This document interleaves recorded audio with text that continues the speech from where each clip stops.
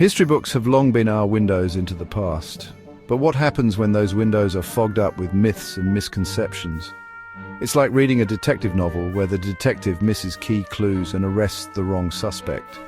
Today, we're diving into the times history books got it completely wrong. We're going to explore the stories we thought we knew and uncover the surprising, sometimes shocking, truths hidden beneath the surface. Buckle up, because we're about to embark on a journey through the twists and turns of history's biggest lies. Let's start with one of the most enduring myths. Christopher Columbus discovered America. Indigenous peoples had been thriving on these lands for thousands of years before Columbus sailed the ocean blue in 1492. We're talking about complex societies, intricate trade networks, and cultures that stretched back millennia.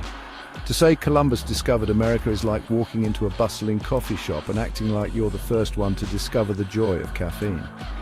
Columbus never set foot on what is now the United States and misunderstood where he was. His mislabeling set the stage for centuries of colonization, exploitation, and violence against indigenous peoples. Thomas Edison, the Wizard of Menlo Park. He's the guy with the light bulb, the phonograph, the guy synonymous with innovation and genius. And while there's no denying his brilliance, there's a darker side to Edison's story.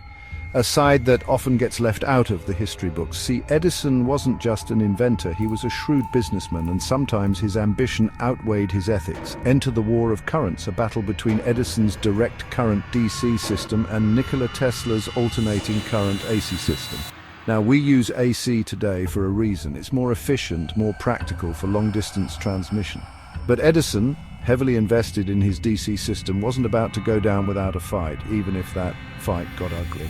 He resorted to fear-mongering, publicly electrocuting animals to demonstrate the supposed dangers of AC. Think about that.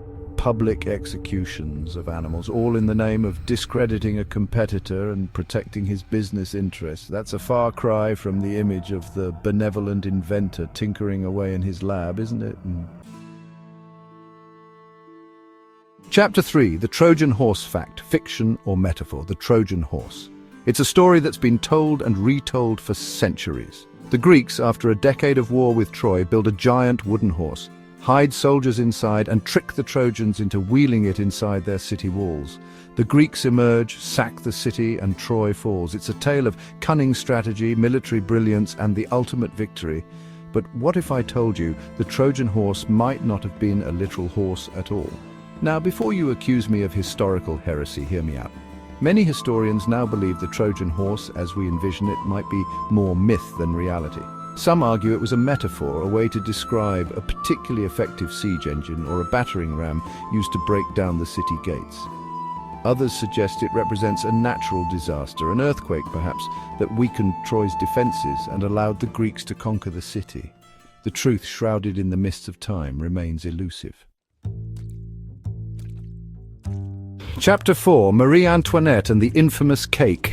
Let them eat cake. It's a phrase forever linked to Marie Antoinette, Queen of France during the French Revolution. It's the epitome of royal out-of-touchness, a callous dismissal of the plight of the starving masses. Except here's the thing, Marie Antoinette never actually said it. The phrase was attributed to her years after her execution. It was propaganda to demonize the monarchy and fuel revolution. The reality of Marie Antoinette is far more complex. Was she a frivolous spender? Sure, but she was also a product of her time. Did she understand the suffering of the French people? Perhaps not entirely. She was caught in a system that shielded her from harsh realities. In the end, Marie Antoinette became a scapegoat, a symbol of the excesses of the monarchy. And that infamous cake quote, just another layer of myth-making. Chapter 5, Busting the Flat Earth Myth. Okay, this one might seem a little obvious, but it's amazing how persistent this myth is.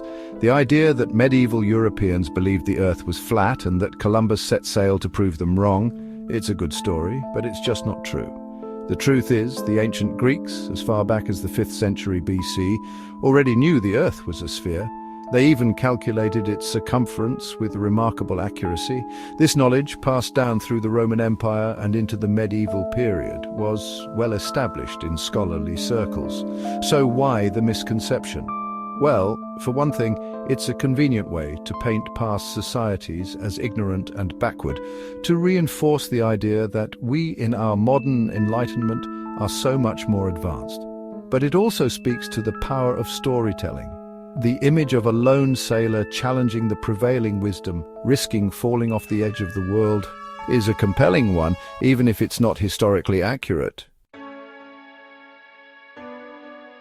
History is more than just facts. It's a story we keep rewriting. It's about asking questions, challenging assumptions, and being open to the possibility that what we think we know is just the tip of the iceberg. The next time you crack open a history book, remember to read between the lines. Don't just accept the narrative at face value. Dig deeper, question everything, and you might be surprised at what you uncover. Because sometimes what we think we know is just the beginning of the story. If you enjoyed uncovering these myths, hit that like button and subscribe for more videos where we separate historical fact from fiction. Got a myth you've always wondered about? Drop it in the comments below.